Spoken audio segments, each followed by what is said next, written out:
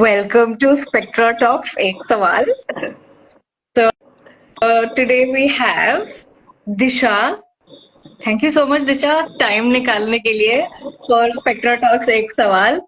So Disha यहाँ पर आई हैं बात करने के लिए एक सवाल जो मैंने डाल रखा है. And welcoming Disha here with her credentials, which is she's done BA in Fine Arts. She's done BA in Fine Arts. She's an art educator. She's worked with occupational therapists.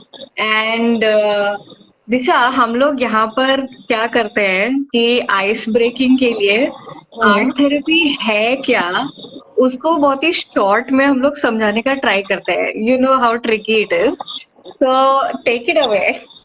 Okay, so art therapy क्या होता है? Okay, या क्या होता है वो session में? तो हम क्या करते हैं, जब क्लाइंट आ जाता है तो हम उसको हमारा संदूक खोलते हैं. ठीक है, संदूक खोलते हैं. यस यस, एंड उनके सामने तो खोलिए अपना संदूक और देखिए कि उसमें होता क्या है. संदूक में बहुत सारे आर्ट सप्लाईज हैं और एक और लेवल ऑफ आर्ट सप्लाईज है. आप बोलते रहिए, निकलेगा धीरे धीरे. सो ये मेरे संदूक में है. एग्जैक्टली. तो हम ये संदूक को खोलते हैं और फिर हम क्लाइंट को या जो भी थेरेपी के लिए आता है उनको बोलते हैं कि ये संदूक में से तुम्हारी पसंदीदा चीज को चूज करिए और पेपर लेके उस पे एक्सप्रेस कीजिए, या तुम्हें जो बनाना है बना लीजिए. So this is what art therapy is about. और अब मेरी बारी अटेम्प्ट करने की कि आर्ट थेरेपी होता क्या है. तो मैं एक मेटाफर लेके आऊंगी कि आर्ट थेरेपी क्या होता है. जैसे हम लोग डॉक्टर्स के पास जाते हैं और उन लोगों को नॉलेज होती है कि क्या कहते हैं, हर मेडिसिन क्या क्या करती है. उसी तरीके से हम लोगों को पता होता है कि हर आर्ट सप्लाई क्या क्या इफेक्ट कर सकता है, क्या क्या चेंज ला सकता है, माइंड सेट कैसे डिफरेंट कर सकता है. सो हम आर्ट थेरेपिस्ट को ये टाइप की नॉलेज होती है. तो this was my attempt to explain what art therapy is. So let's come to the एक सवाल ऑफ द डे. द सवाल इज, अगर थेरेपी मैंडेटरी होती है तो क्या होता है दिशा? देखो, पहली बात, जब कोई मैंडेट करता है थेरेपी, ठीक है, हमें नहीं पता होता है कि उसको मैंडेट किया किसने है. ठीक है, तो हमारा एक ड्यूटी होता है कि उनको पूछना कि मैंडेट किसने करवाया है या क्यों. ठीक है, तो उसमें भी काफी रेजिस्टेंस आ सकता है. ठीक है, नहीं उनको बताना है या फिर उनको बताना भी है पर काफी एक शब्द में बता देंगे या फिर ज्यादा उनको उनके बारे में बात नहीं करना है.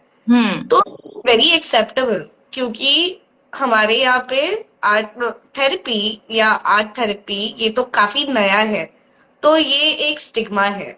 ठीक है, और थेरेपी के लिए जाना मतलब लोग क्या कहेंगे, क्या मैं पागल हूँ, ये जैसे श्लोक ने पिछले एपिसोड में बताया था. हाँ, एग्जैक्टली. तो ये सोचना समझना काफी जरूरी है, क्योंकि थेरेपी जाना उनके डेली लाइफ पे भी काफी इम्पैक्ट करता है.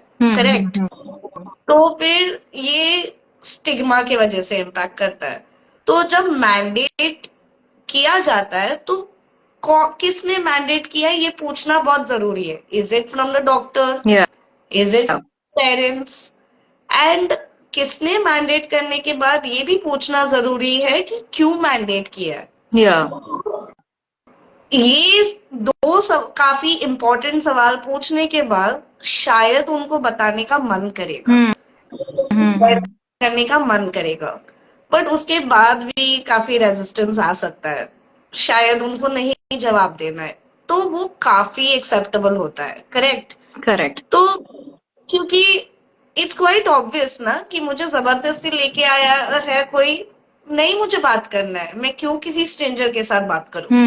वो क्या ही करेगा मेरे साथ, मतलब मेरे बात करने से ऐसे क्या चीजें सॉल्व होने वाली है या बेटर होने वाली है, ठीक है? बिल्कुल। एक तो वो स्ट्रेंजर है, दूसरी बात, हम्म। तो तब थेरेपिस्ट का काम होता है उसके साथ अट्यून होना, कि हाँ। जहां पे तुम्हारा क्लाइंट है, अट्यून होना मतलब क्या, जहां पे तुम्हारा क्लाइंट है या जो थेरेपी के लिए आया है, उसके साथ वो जहां है उसकी जगह जाना। मतलब और लोकेशन वाइज या? हाँ, exactly, so it is like it's said in English that try to put yourself in their shoes. Right. वो क्या फील कर रहे हैं या क्या समझ रहे हैं या क्या उनके साथ हो रहा है वो टाइम पे, या। के साथ वहां पे रहो, समझने की कोशिश करो कि राइट। क्या उनकी फीलिंग्स है वो टाइम पे। हम्म। फिर उनको वो स्पेस देना काफी जरूरी है, क्योंकि जब मैंडेट या जबरदस्ती की जाती है तो हमें पता है कि जबरदस्ती, ये वर्ड ही कितना इम्पैक्टफुल है, ठीक है? राइट। जबरदस्ती किसी पे करना मतलब तुम उसके राइट्स निकाल देते हो, ठीक है? हाँ हाँ तुम हाँ। अपने राइट्स उन पे थोपते हो, करेक्ट? बिल्कुल। तो फिर तब आता है एक और शब्द जो हमारे एथिक्स में, अपने एथिक्स हाँ। में जो हमें बताया गया है, वो है ऑटोनमी। हम्म। उनको उनके ऑटोनमी के बारे में बताना, ठीक है? ऑटोनॉमी मतलब? Autonomy, exactly, I am coming there. तो ऑटोनमी होता क्या है? तो ऑटोनमी ये होता है कि उनको उनके हक के बारे में बताना, कि या। उनका हक है चूज करना कि उनको थेरेपी आना है या नहीं आना है, हम्म। कि विलिंगनेस को चांस देना, राइट। के सोच को इम्पोर्टेंस देना। सो ये काम होता है हमारा कि हम उनको बताएं कि ऑटोनमी ये क्या होता है और उनके राइट्स क्या है। एंड हम्म। वहां पे हम शुरुआत करते हैं हमारी थेरेपी को, मतलब इन अ वे हम कर रहे हैं साइको एजुकेट उनको, हम्म। उनके बारे में बता रहे हैं। फिर अगर ये भी सवाल का जवाब नहीं आ रहा है या फिर उनको तो भी कंफर्टेबल फील नहीं हो रहा है, तो हम पूछ सकते हैं कि जब मैंने ये सवाल बोला था कि तुम्हें क्यों लाया गया है, ऐसे हम्म। क्या दिक्कतें हैं कि तुम्हें यहाँ पे ये चीजों के लिए लाया है। तो या। शायद वो बताए कि यू you नो लोगों को क्या लग रहा था जब उनको यहाँ पे लेके आ रहे थे, तब क्या वो हम्म। के बारे में सोच रहे थे या देख रहे थे। या। और उनको पूछना क्या वो भी वैसे फील करते हैं, क्या उन्हें वैसे फील होता है कि हाँ भाई मेरा ये बिहेवियर प्रॉब्लमेटिक है। हम्म। तो फिर ये सवाल पूछने से भी हमें काफी अंडरस्टैंडिंग मिल जाती है, शायद उसमें भी रेजिस्टेंस आ सकता है। बिल्कुल, क्योंकि ऑनेस्ट आंसर मिलता है या नहीं उसकी गारंटी नहीं होती है। सो फॉलो अप पूछना है मुझे कि व्हेन यू सेड कि यू एम्पथाइज विद देम, आप अपने आप को उनकी जगह, so how do you do that, like what's that procedure like? So, what's the procedure like? All of us live, we are humans first. तो right. भी हमारे दिक्कतों से जाते या। हैं, हम काफी चीजें एक्सपीरियंस करते हैं, हमारे भी कोई ना कोई टाइप की जबरदस्ती तो होती हम्म। ही है, ठीक है? तो हमें कैसे फील होता है के या। बारे में सोच के, बट उसमें भी एक डिफरेंस है। हमारी सोच उन पे थोपना नहीं है, हमें सिर्फ फील करना है कि उनके मतलब उनके साथ क्या होता होगा या वो कैसे फील करते होंगे। तो हम्म। जैसे पता है कि हमारी सोच नहीं थोपना है, तो हमें प्रोजेक्ट नहीं करना है कि हमें कैसे फील हो रहा है, हमें या। बस के साथ वहां रहना है, उनके रेजिस्टेंस को समझना है। अभी रेजिस्टेंस मतलब उनको नहीं शेयर करना है, नहीं एक्सप्रेस करना है, तो उनके साथ वहां रहना है, ठीक है? हम्म। फिर आती है एक और स्टेप उसमें, कि जैसे हम आर्ट थेरेपिस्ट हैं, या। तो हम थेरेपी के स्पेस में है, अब वो तो आ गए हैं, ठीक है, और हमने हमारा संदूक भी खोल दिया है उनके सामने, करेक्ट। तो फिर हम क्या कर सकते हैं उस टाइम पे? या हम वो बता सकते हैं कि क्या उनको एंगेज करना है कोई आर्ट मटेरियल के साथ, उन्हें उनके खुद के साथ बस बैठना है, एक कॉर्नर में बैठना है, नहीं बात करना है, ठीक है, उनकी उनकी उनको अपनी स्पेस देने में काफी जरूरी है ये टाइम पे। क्यों? राइट। मुझे लगता है कि वो स्पेस में जब इंसान अपने आप अपने साथ बैठता है किसी और के प्रेजेंस में, तो हम खुद के सेल्फ पे रिफ्लेक्ट करना शुरू कर देते हैं। राइट। वो साइलेंस भी बहुत जरूरी है या उस टाइम। और अगर वो साइलेंस टू मच हो जाए, फिर आर्ट थेरेपिस्ट्स क्या करते हैं? तो फिर आर्ट थेरेपिस्ट के पास काफी टूल्स है, बस संदूक में? मटेरियल वाली बात तो है नहीं, ठीक है। कौन हम सी वाली बात? सिर्फ आर्ट मटेरियल्स यूज करने वाली हमारे पास तो बात है नहीं। बिल्कुल। या उनके हॉबीज के बारे में पूछ सकते हैं, हम्म। खाना क्या पसंद है उसके बारे में पूछ सकते हैं, या उनको खेलना क्या पसंद है। अब राइट। से एज ग्रुप से तुम्हारा क्लाइंट बिलोंग करता है, उस हिसाब से तुम तुम्हारे सवाल यू नो ट्यून कर सकते हो, मैं या उसको बोलती हूँ। तो तुम्हारे सवाल वैसे ट्यून कर सकते हो उनके लिए, और उनके लिए वो जगह बनाने में अगर कोई बच्चा आ गया तो शायद मैं उनको कोई प्ले में एंगेज कर दूं, हम्म। में फिर आर्ट मटेरियल शायद हम इंट्रोड्यूस करें कहीं पे। तो हम्म। और अडोलेसेंट है या फिर कोई यंग अडल्ट है, तो हम म्यूजिक प्ले कर सकते हैं, या बातें कर सकते हैं। या कोई राइट। मिडिल एज्ड है तो उसको हम उनके डेली रूटीन के बारे में पूछ सकते हैं, उनको खाना क्या पसंद है। तो हम्म। जैसे तुमने एक बार कोपल बोला था कि ख्याली पुलाव बनाना, या एक पुलाव बनाना इंग्रेडिएंट्स के साथ, हम्म। वैसे एक पुलाव बना सकते हैं हम उनके साथ बात हाँ। करके, उनके फेवरेट इंग्रेडिएंट्स क्या है। तो और अगर कोई काफी बुजुर्ग इंसान है तो अगेन उनको स्टोरीज बताना बहुत पसंद है, उनके एक्सपीरियंसेस शेयर करना बहुत पसंद है। तो हम उनसे स्टोरी ले सकते हैं। राइट। एग्जैक्टली, या एग्जैक्टली। तो फिर उनसे सीखने के लिए भी हमें बहुत कुछ है। तो हम्म। आपने बताया क्लाइंट के साथ वहां पे अगर हम अट्यून कर लिए तो तभी उनके लिए हम एक्सप्लोरेशन के लिए पेज, मतलब एक्सप्लोरेशन के लिए एक जगह खोल देते हैं, राइट। उनके सेल्फ को एक्सप्लोर कर सकते हैं वो टाइम पे। हम्म। ये चीजें, ये छोटी छोटी चीजें हैं बट ये बहुत जरूरी है, क्योंकि मुझे लगता है ये रैपो बिल्ड करना, सेफ स्पेस क्रिएट करना, ये बहुत जरूरी।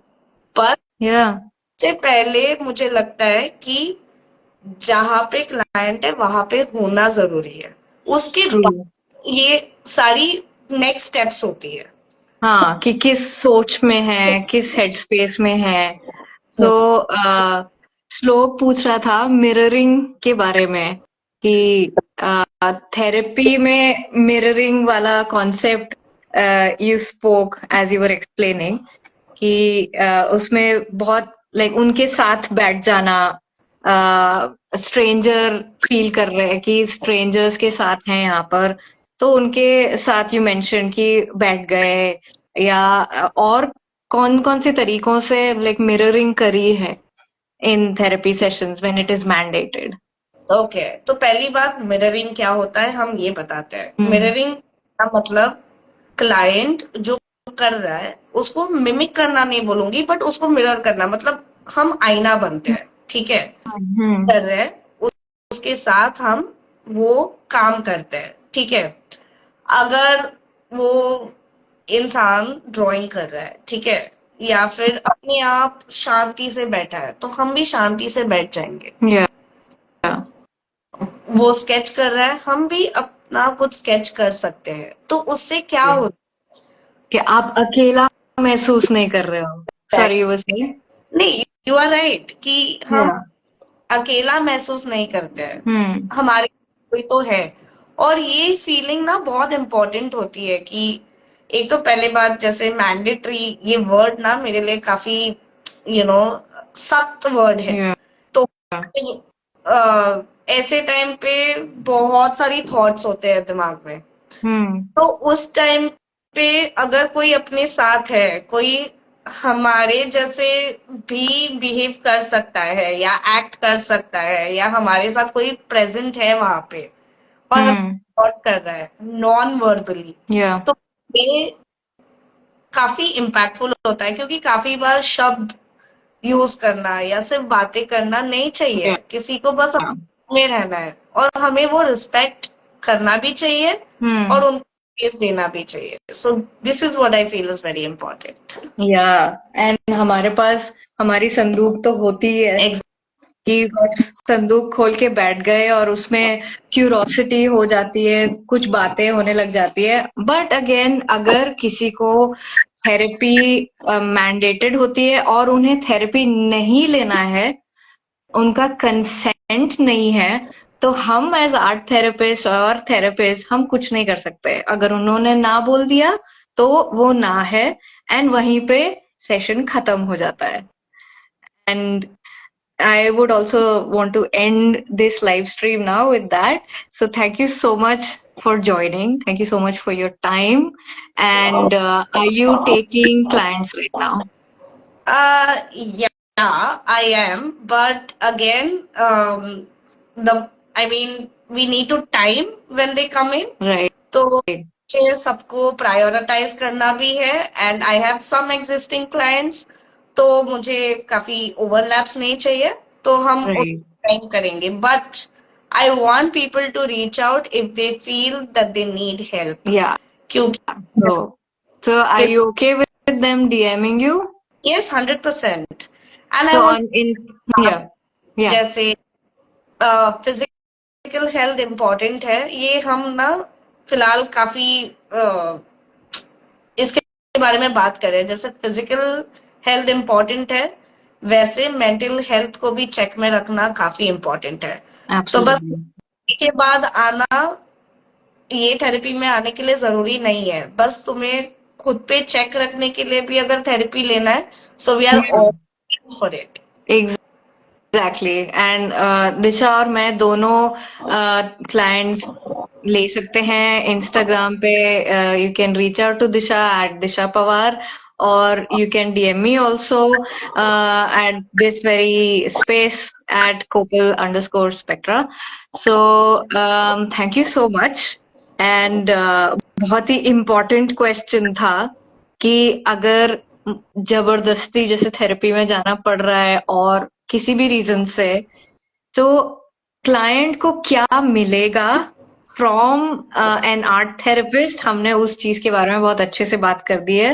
सो I hope it feels welcoming to people whoever is looking for therapy and जिनके लिए बहुत important है जाना। So I hope it helped you out listening to this. So thank you so much for joining, and waiting for the next guest and next episode next week. All right. Bye bye. Bye, thank you. Yeah.